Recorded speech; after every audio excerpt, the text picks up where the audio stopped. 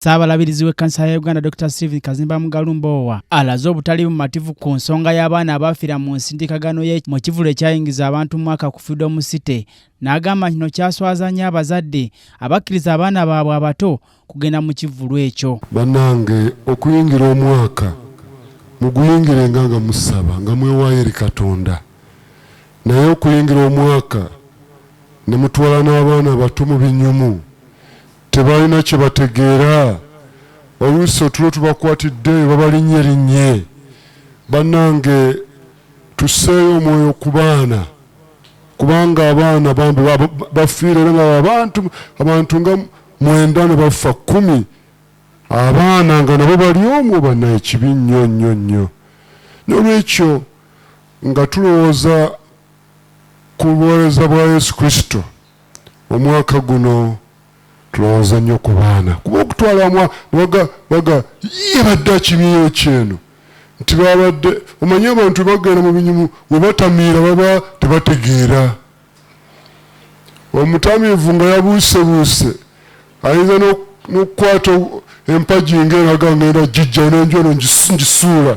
Omwenge gukozesa abantu ekintu kyonna. N'olwekyo bannaawe, ebintu ebikwatagana ku baana abaana mubawe ekifo kyabwe, baleme kubatwala mu bintu ebinaabatuusa mu buzibu. N'olwekyo famire ezo ezafiiriddwa kitalo nnyo. Ssabalabirizi era asinzidde wannalangirira omulamwa ekkanisa ya Uganda kwegenda okutambulira, okugamba nti okukolera awamu y'enkulaakulana.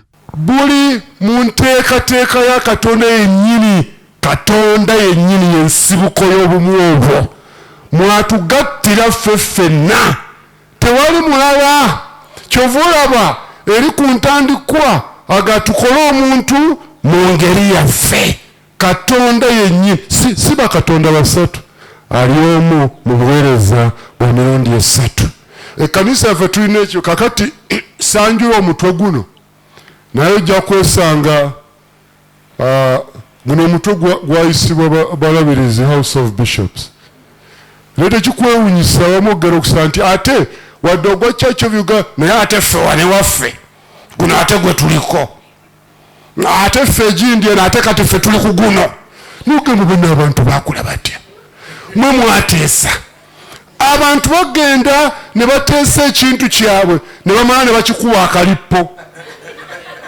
Bebe nyini ne baga kakati tusonda sente za kulaba nga tumaliriza church house. Ate ina wadde nga tuli ku church house naye ate ffe mumanyi naffe wano mu kkanisa naffe tuli ku kino. Omukuliriza ogamba otya katumale ekyaffe kino. Kugamba abantu mu kkanisa yaffe abantu bayiga okwekuba akalipo.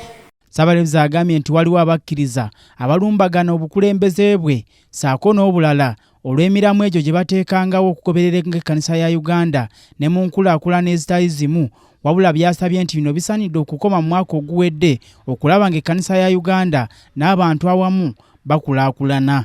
Bayiga okweteera bo bennyini. Gabani abamanyi ali munamawulira ono omuwagizi wa Sereri ku muliko kunnaakane ku maapu bulungi nole akalipo. Ekkanisa ne bagaa kati kino kye tuliko. Omukubiriza n'akuba akalipo omwawule n'akuba akalipo Sabadinkoni, omubuulizi n'akuba akalipo. Nange no Ssabalabirizi bankuba obulipo eyo.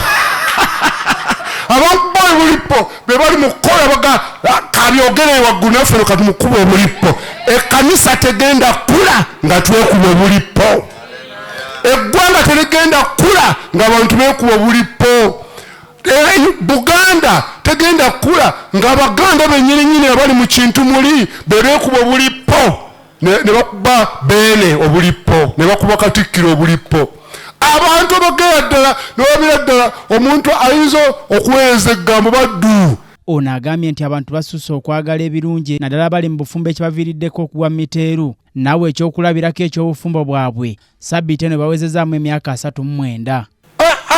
Oba omuyiddemu kuba bayinza okujja wano ne batandika okugamba wano nti abantu baweza myaka nga 5 oba ameka kabayimireko n'abaana ne bajja bano baali balongo ti yaliwa offside kale nno ebintu oba omuliddemu omukubi akalipo omuliddemu olukwe n'olwekyo nsaba abantu bafumbo baki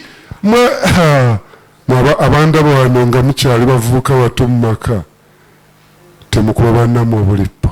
Ssabalabirizi agambye nti omululu obutamatira mu ggwanga lyattu lino Uganda bwe busudde Uganda mu katyabaga ak'ebyenfuna n'ebintu ebirala. Gwe baleka oba gwe baba bizinesi agikulembere bizinesi eno yatunda ate n'agibba ate ku nkomerero ng'ayagala omusaala.